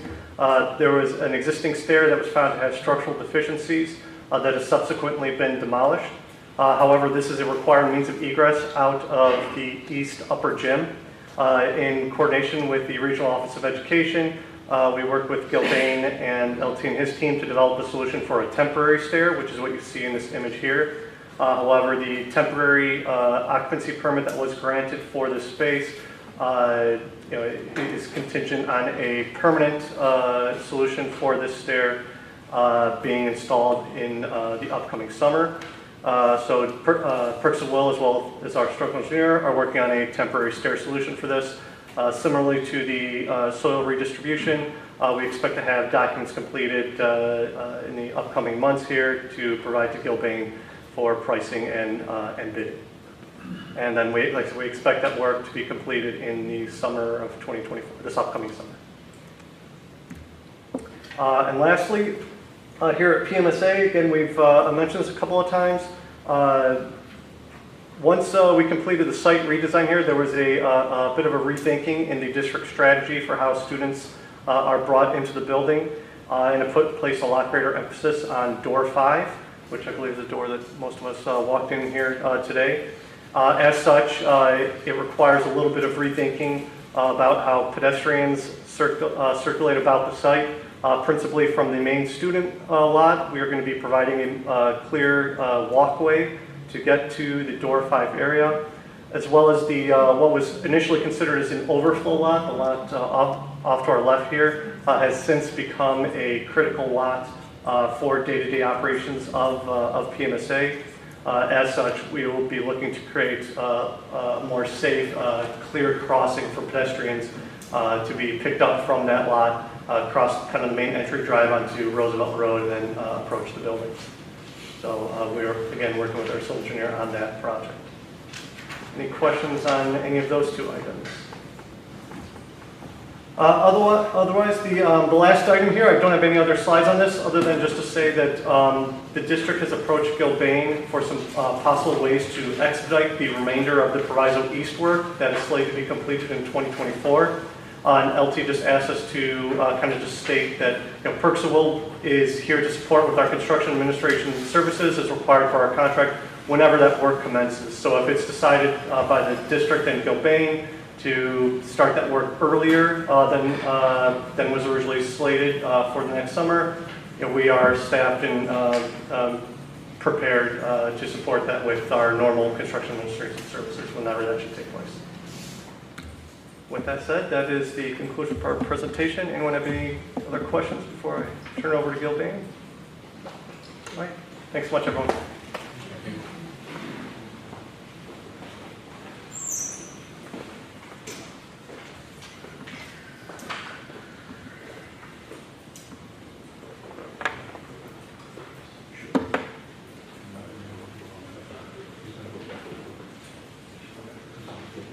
Yes. All right, good evening, everybody. Good evening. Just going to go over the construction items. I'll recap some punch list updates from the 2023 summer work. Give an update on the Proviso West curb remedy. Look into the procurement schedule for some of the items that Carl and Perkins will just discussed. And then go over the budget allocation as well as allowance expenditures. First thing on the punch list, taking a look quickly at Proviso East. We are approximately 65% complete with the punch list. This is kind of a recap of the punch list items based either on mechanical, electrical, finishes, general trades, and so forth. Just a reminder for everybody that the contractors are coming in typically either after hours or on off days when there's no school in session to come complete their punch list. There are elements, unfortunately, that we're going to have to wait till like winter break. Things of that nature. So we won't be seeing 100% on this list until probably after winter break, but we are progressing. Proviso West, as you can see here, we are approximately 67% complete with the punch list from this past summer's work. Did anybody have any questions on the punch list? If not, I'm going to go ahead and move on to the Proviso West curb tolerance update.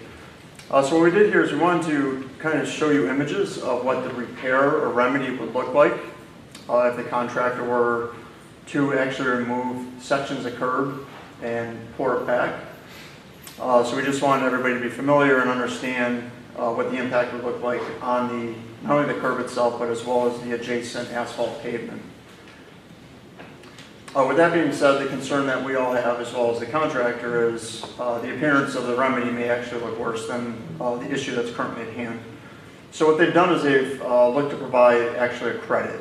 So you can kind of see a recap here. First item here is credit for scope of replacement.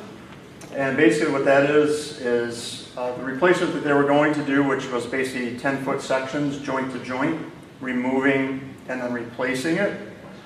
The value of that, with the amount of linear footage that they had there, they estimated $6,080. So they'd be looking to credit back to the district that amount.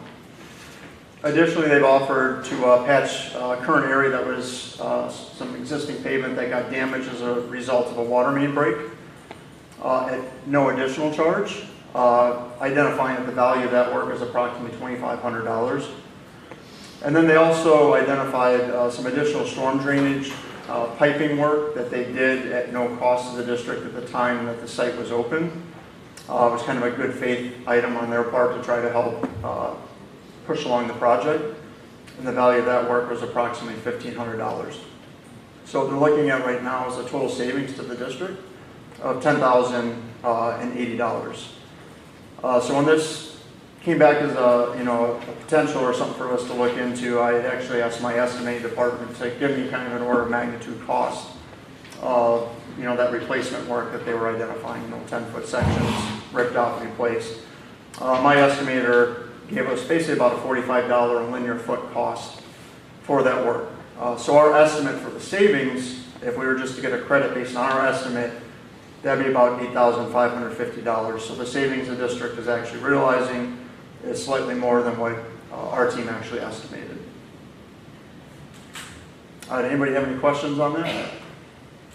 So board, just so you know, what we're talking about here is that in Proviso West, this company did a curb. The curb is a section down the street, and it's way as it can be. And we LT, our team, Gilbane said this is not acceptable. It should be straight. So remove it or redo it. So they, instead of doing that, you really have to go like 50, 100 feet, look at it straight, and you'll see, close it doesn't look bad. So they gave us this cut. We want to take that away.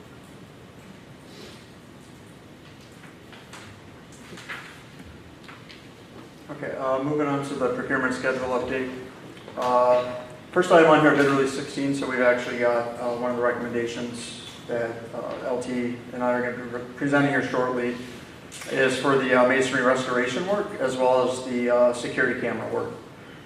The other two items, unfortunately, we either did not have sufficient bidders or the bidders that did submit did not provide the qualified or the requirements of the work, so we were unable to take them at this time. And then again, we're looking at having another bid release 17 here in the future. We're coordinating with Perkins and Will. That's going to include the stockpile work or the soil stockpile work for Proviso West, as well as that upper gym exterior stair at Proviso East, and then the overflow here at Proviso Math and Science. I have a question. How come we didn't have an engineer's estimate for that masonry? For the masonry? So the masonry was originally, it was going to be a change order, and we got pricing from a couple of contractors, but unfortunately, due to the value of what the change order was that we received, it precipitated, with Illinois procurement law to now go after an actual bid out. So really, in our eyes, we're looking at what the estimates were that were provided from the contractors that gave us the change order, kind of our basis of what the expected cost would have been for that, as opposed to having our team actually estimate it. So you took the change order based on the bid you received from the company. Is that what you're saying? So we received a change order. For how much? The change order, I believe, was like $45,000. I think was what the change order value was at the time. So that was kind of in our eyes when we realized we had to go to the street to bid. That was kind of that should be what our expected cost would be. And then again, figuring hopefully with bidding that would actually come in more favorable. Cost them all away. Right, and then escalation for another year or two, unfortunately. So, but that was the reason we did not have an actual estimate for that one. And I know, like I said, LT and I will be going over the security camera, but this was, again, just an estimate that we had received from our team prior to the bid. This is, again, from 5/18/23, and the order magnitude was about $6.7 million. But we can, again, revisit that when we're looking at the actual recommendation. Now, I know Ms. LT, do Williams. you want me to go over that now, or you want to? I know Ms. Williams has been working in our schools for quite a while, right? For a while.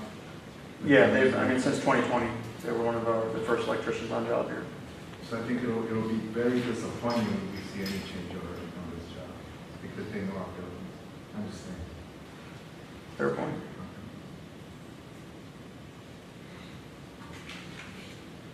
All right, taking a quick look at the contingency side. The project funding, this was again just a recap of an earlier board meeting regarding funding. We identified what the scope of that was and put that into the board resolution. Now looking at contingency allowance recaps. So to date, we've had $262,676 of allowance expenditures on the 2023-2024 project. That identifies with a balance of unused allowance of $627,323. And again, I'd like to express, obviously, if no more money is expended from that allowance, that's the money that the district will receive back as a credit. And then the contingency spent was $101,702.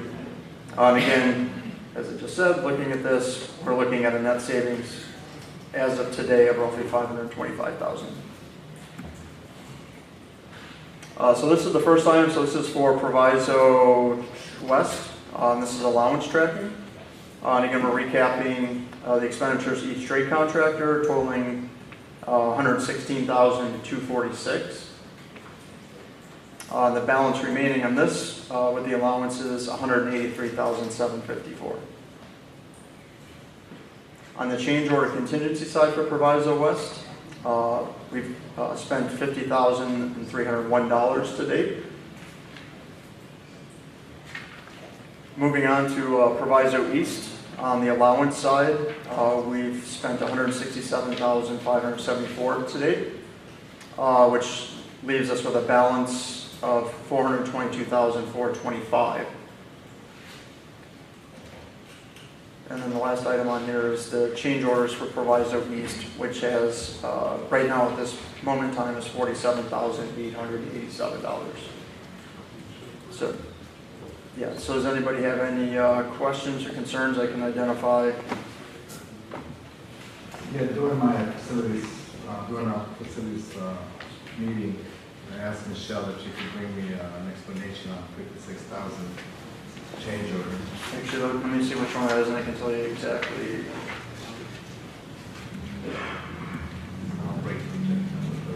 Which one was it? Breakthrough enterprises. Okay. It'll be 6,000. This one here? Okay. So on the breakthrough side, we had $20,139 for demolition of the kitchen ceiling. There was some plaster removal that was required in the cafeteria. If you remember the cafeteria elements with all the beams, there was additional plaster removal that was required. That was $13,000.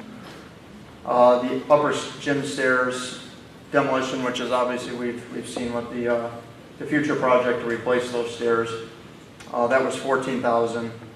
And then we had a number of additional small areas that required some additional ceiling demolition. That was roughly $8,000, and that's how you got to the $56,000 for those items. So the work was bad. How come they didn't know you had it done in the kitchen? For instance, if the stairs are something obviously. Oh, the stairs, that's the one. Right. Yeah. On the kitchen ceiling side, the documents did not call for that ceiling to be demolished. And then after reviewing with some of the needs of the mechanical trades and so forth, it was determined that we do need to demolish that ceiling.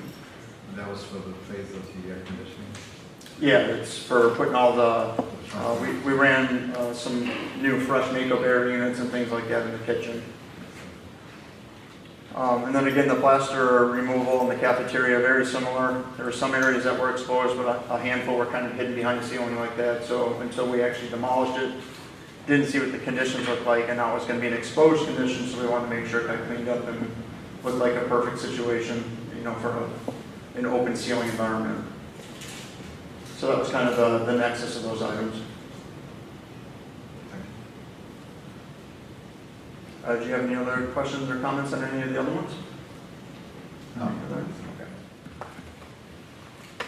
This concludes the superintendent's report. We have an action. Oh, they got the action item. We have one action item. We won't take it. Okay. Two action items.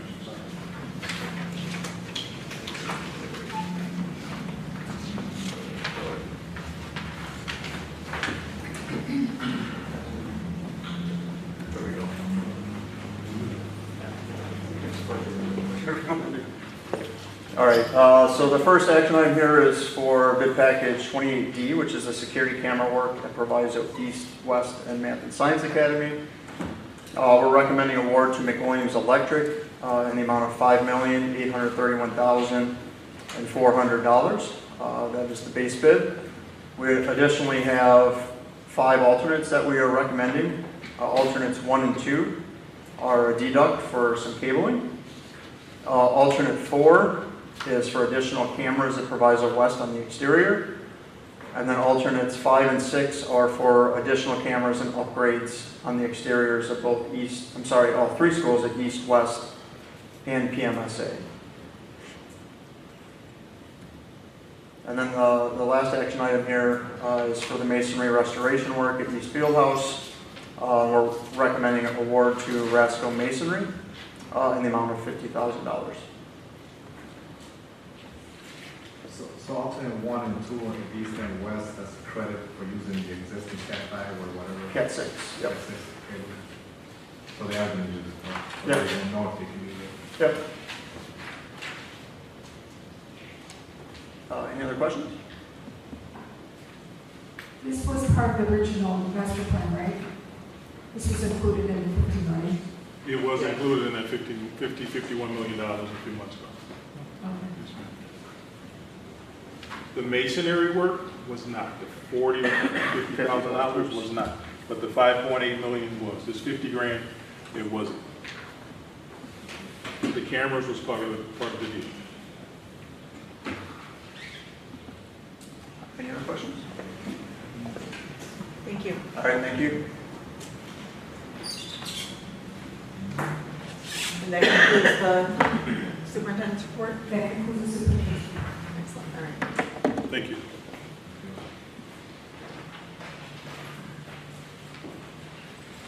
Thank you. Next is reports and communications from the board president. I have just a few slides and a few comments. Is Mr. Swanson is here? Can you make the? Oh, we did? All right. I do want to, in addition to recognizing our students, and Proviso East is on fire lately, that's fantastic. I do want to acknowledge a few of our teachers who've gotten awards lately. Miss Selena Watson is a teacher at West. She received the Radiant Award, the 2023 Maker of the Year Honoree Award, which was fantastic. And April Sinise, who is our manufacturing teacher at West, she was nominated for the Illinois State Board of Education's 2024 Those Who Excel and Teacher of the Year Awards in the category of Early Career Educator. So congratulations. We also want to thank the Fisk University Chorus for their meet and greet and amazing performance at West last week. And then finally, this is very bittersweet, but we want to say happy retirement to William Garrett, who we all know as Jerry, and thank him for his 27 years of service. That is tremendous. So he does retire at the end of this week, and we wish him just nothing but the best in the next chapter. So thank you so much for your service. Thanks, Jerry.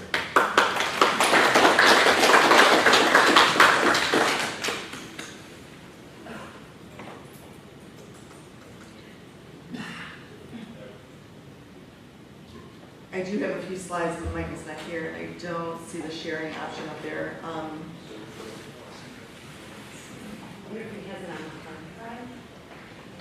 can check. What's the number at the top of the screen? I can't see it with my, I can't read. I can't read. Oh, perfect. Thank you. There it is. You're fantastic. Sure. Thank you so much.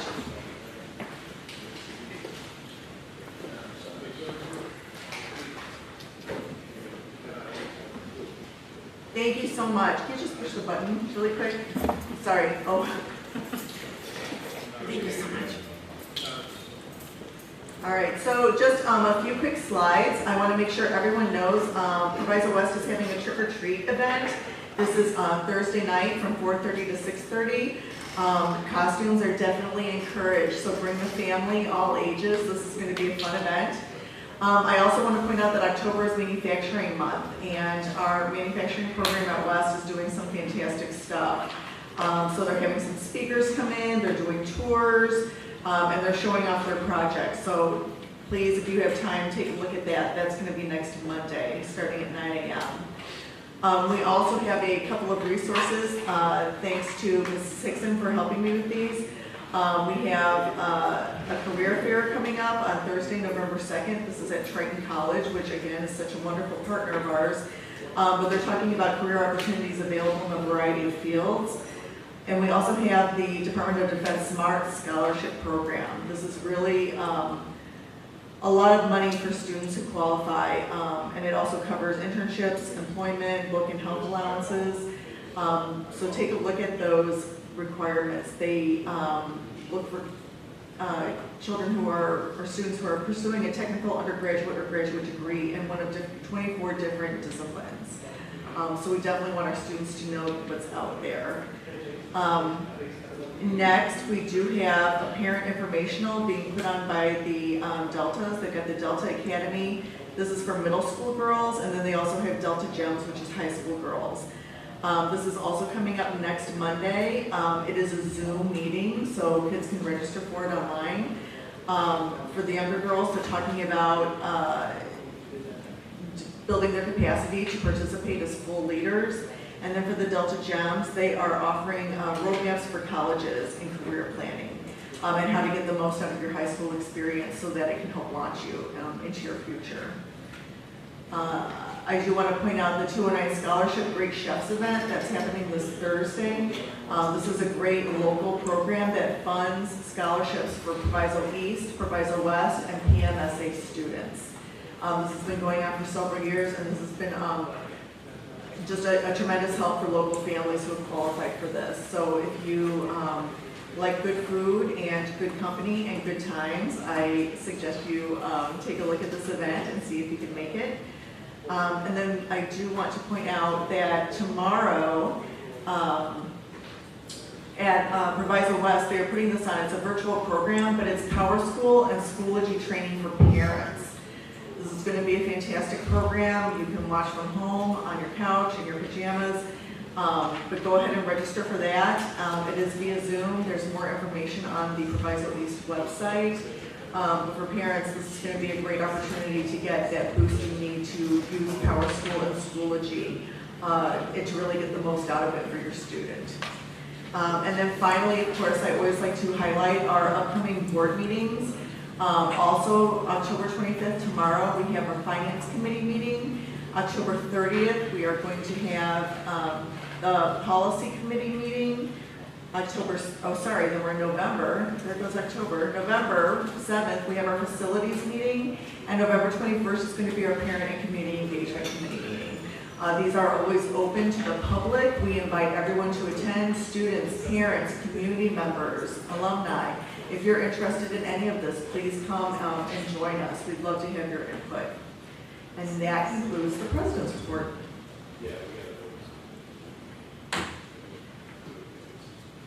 Okay.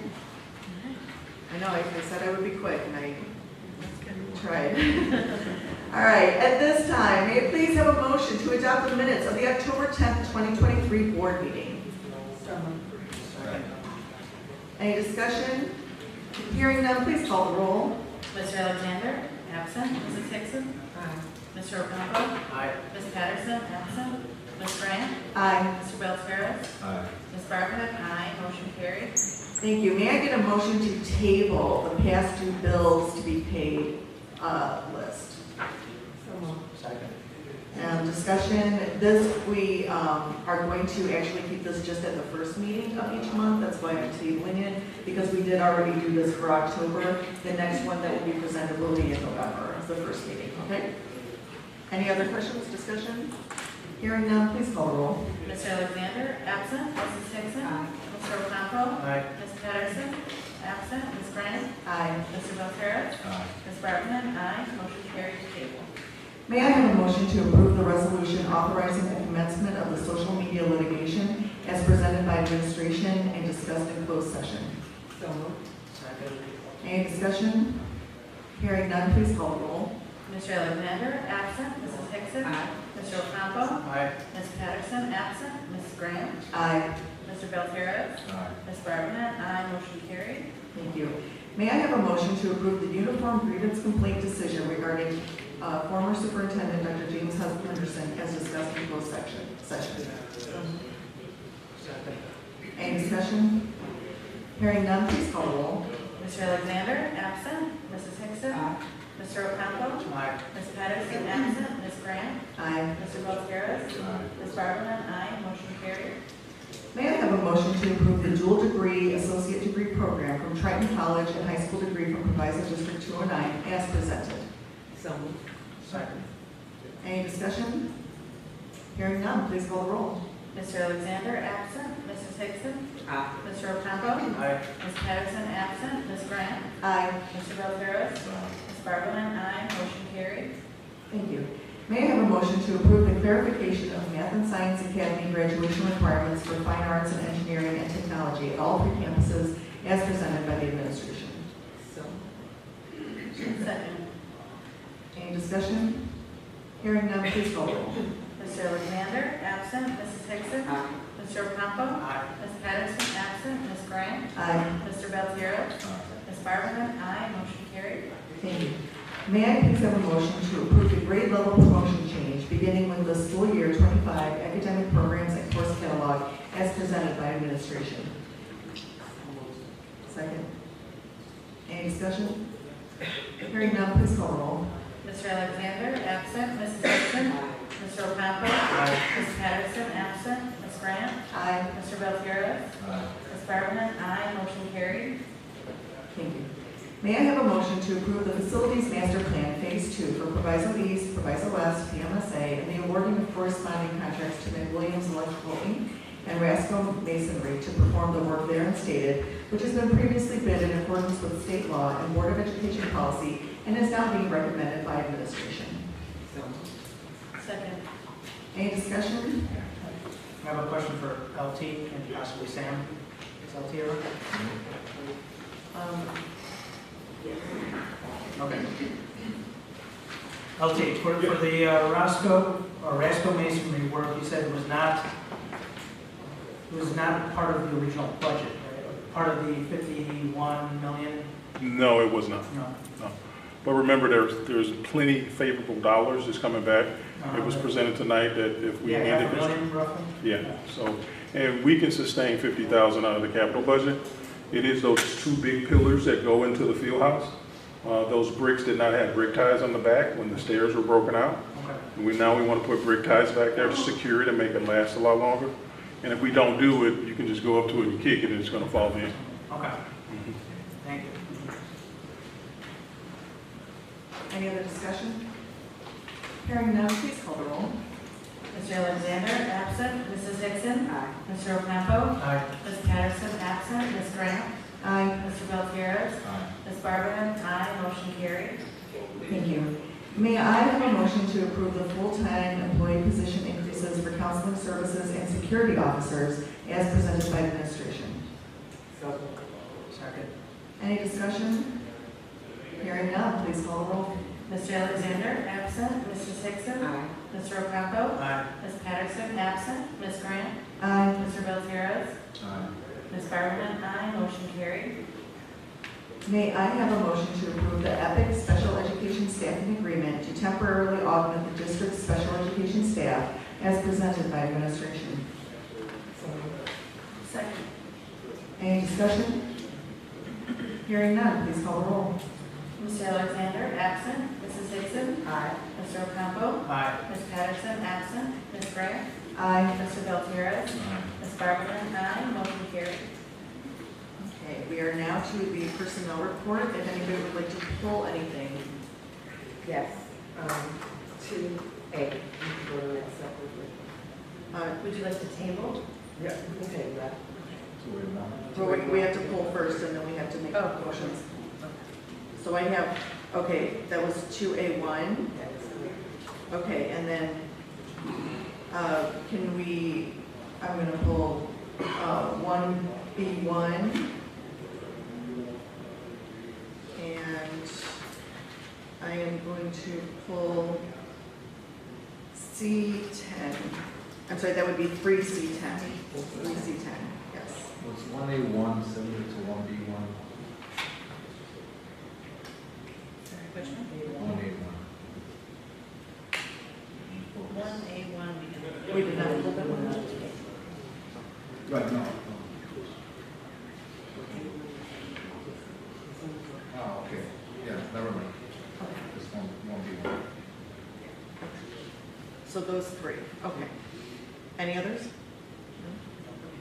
May I have a motion to authorize the appointments, resignations, terminations, and stipend awards as set forth in the October 24th, 2023 personnel report, minus 1B1, 2A1, and 3C10, as presented?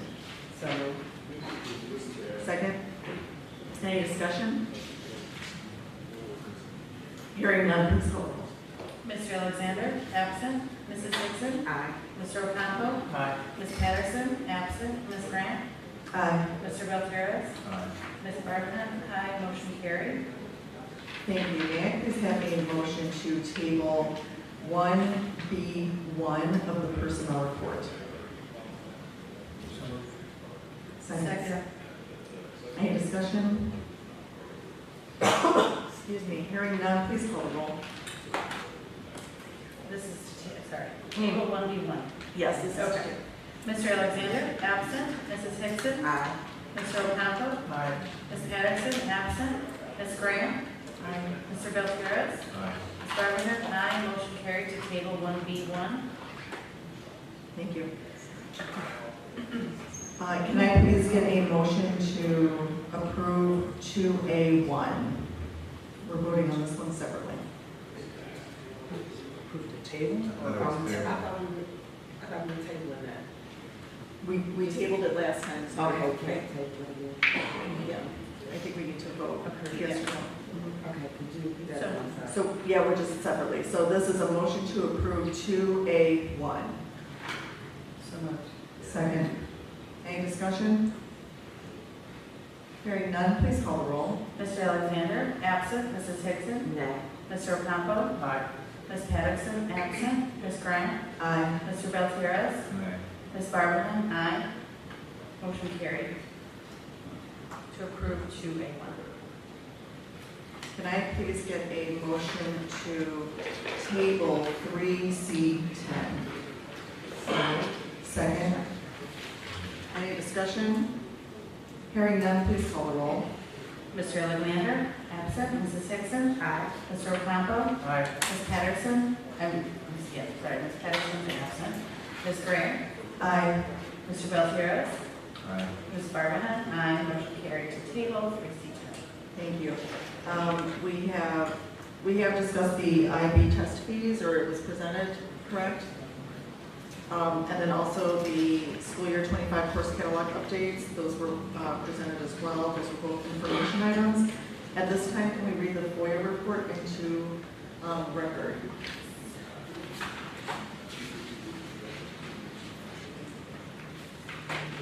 FOIA report for October 2023.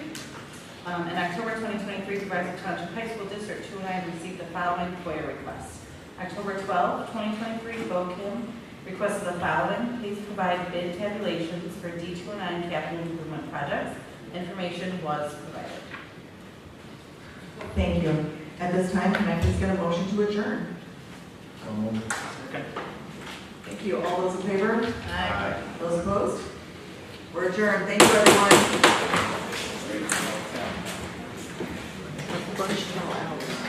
That's okay. Do you want me to filter them back in?